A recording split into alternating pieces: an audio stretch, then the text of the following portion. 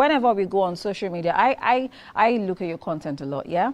Whenever we go to social media, we see the beauty, the glitz, the glamour, you know, all the, it's so beautiful. The pictures, the videos, it's clear scripts, but I don't want to believe it's that easy to put a content together. So I wanted to speak to us about some of the challenges that a content creator has to deal with, like the behind the scenes activity of building of creating a content. Interesting. Thank you for that question. I'll start with the creative process. So for me, like he said, he has a content book. I have a content bank, basically. Wow. So as human beings, we are constantly thinking, processing, seeing things. So what happens is when you see something, you just write it down and make a mental note on developing it later. So that's what happens. Anything can inspire you. Anything whatsoever. Wow. So going out and saying, so for me, I create content around Abuja and, you know, Nigeria as a whole. So what happens is when I go out and I see someone selling tiger nuts, I might just write it, or the man at the market selling tiger nuts. Now that's just a line of something yet to be developed, right? Right. Now that's there, so that when I have time to look at it again, I just go into my phone and say, oh, content ideas. Look at that one line and it becomes a storyline. Wow. Yes, that's what happens. It's never really immediate. Like a big deal.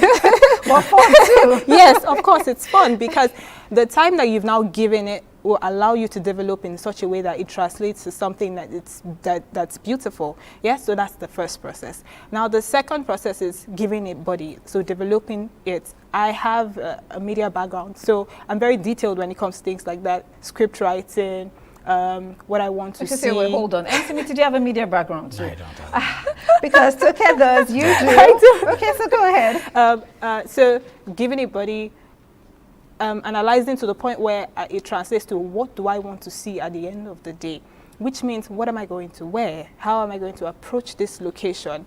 When that is done, we now go into how are we going to shoot this content in such a way that it translates what we really have.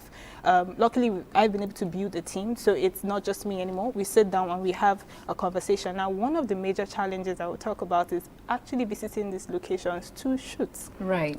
So I'll give a particular experience I had when I went to the Jabi Timber Market. If I was myself and a friend of mine who I asked to just accompany me, I didn't know it was going to be that much of a big deal. So by the time I spoke to one person, I asked him if I could record him, you know, cutting wood. He said, oh, that's fine.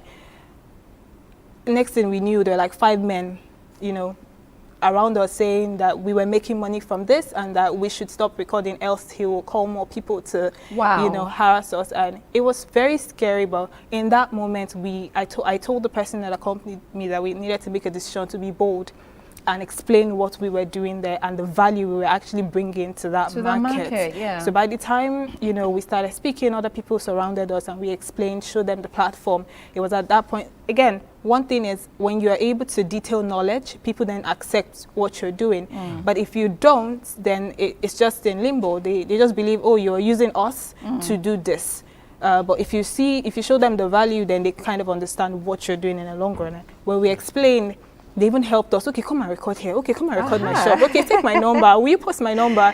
And you know, that's how beautiful content creation can be.